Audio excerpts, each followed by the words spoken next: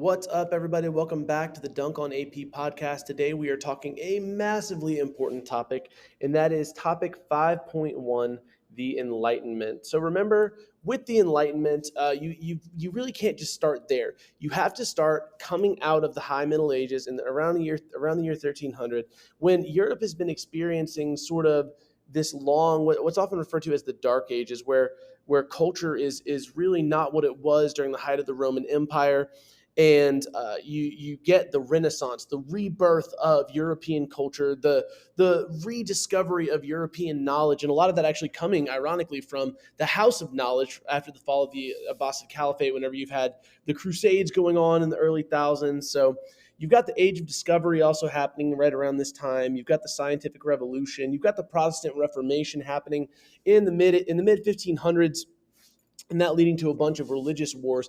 All of that coming together is going to lead up to the Enlightenment. And really the printing press is going to help that in 1440, the Protestant Reformation going from 1517 to 1648. Just to put some dates on this, the Renaissance being 1495 to 1527, the Scientific Revolution going from 1500 to 1700, because you're going to get the increased literacy in the spread of information. You're going to get renewed interest in classical knowledge. You're going to get changes and challenges to religious thinking. You're also going to get the growth of empiricism and experimentation as ways to seek truth.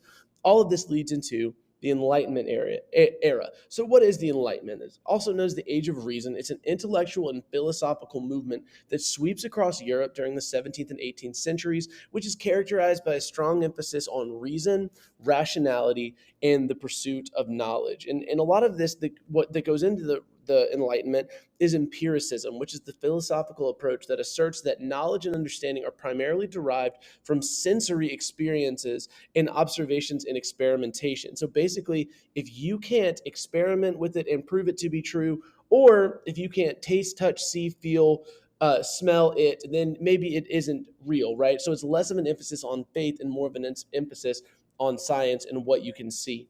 And remember, the burning question of philosophers, especially Rene Descartes, is how do you know that anything, including yourself, actually exists rather than being a dream, an illusion, or a hallucination? And that famously prompted Rene Descartes to say, I think, therefore I am. Okay? So Francis Bacon was an English philosopher, statesman, and scientist. He had significant contributions to the development of empiricism. And remember that stuff that I was talking about just a minute ago, what you can feel, taste, touch, all that stuff, and prove is real. That is empiricism.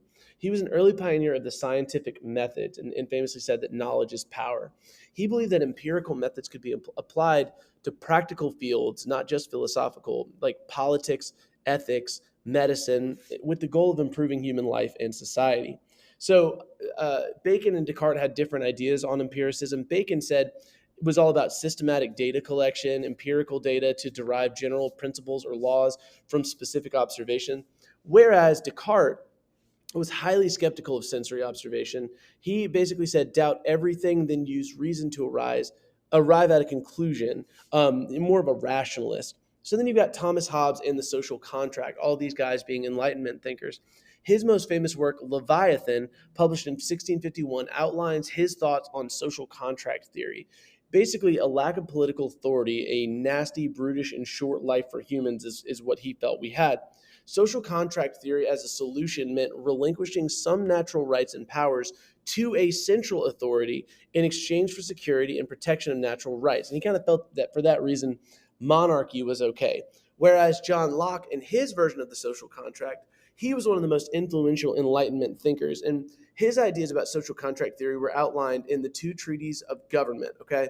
And he said that individuals are free, equal, and independent and have natural rights to life, liberty, and property.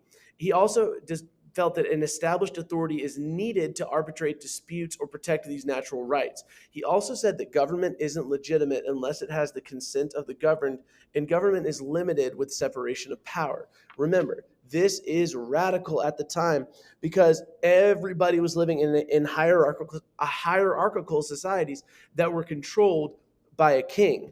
Remember, John Locke's key ideas was that Governments require the consent of the governed. Government should be limited in scope. The government has different branches of power to limit power abuse. He also said that individuals have a right to own the product of their work. He said that if a government fails to protect the rights and freedom of its citizens, the people have the right to revolt and establish a new government. Now, Adam Smith took this Enlightenment thinking to economics. He said that he wrote a book called The Wealth of Nations, and he criticized mercantilism and argued for more free trade. He also argued for limited government interference in economics and called this laissez-faire, government hands off. Now, these Enlightenment thinkers, it's not that they didn't necessarily believe in God, but many of them believed in deism, which was the belief that a creator God set the universe into motion, but does not necessarily intervene in its ongoing operations. He emphasized reason and natural law over religious dogma or divine revelation. And of course, this flew in the face of the divine right of kings, that God had actively set kings into positions of power, right? And so what you're seeing again is just a massive questioning of like everything here. And this is going to lead to revolutions and nationalism. We're going to talk more about that here in just a minute, because remember, these people are going to hear these Enlightenment ideas, and they're going to spread either like a wildfire that's good or a wildfire that's bad, depending on how you view it. So these are the big Enlightenment ideas. It's going to lead to the end of serfdom. Feudal rights get abolished in France in 1789, and Russian serfdom gets abolished in 1861.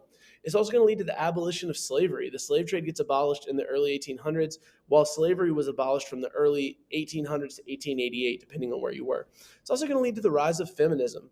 Mary Wollstonecraft, Olympe de Gouges, and Elizabeth Cady Stanton lead demand for women's rights. It's also going to lead to big things like the Seneca Falls Convention in America in 1848, where women get together and basically demand that they need the right to vote in their Declaration of Sentiments. Now, that's not going to happen for women in America until 1919, but this is the big start. So the Enlightenment is one of the turning points in the entire class. Make sure you know this stuff backward and forward. You know some Enlightenment thinkers. You know what it led to. You know what they stood for.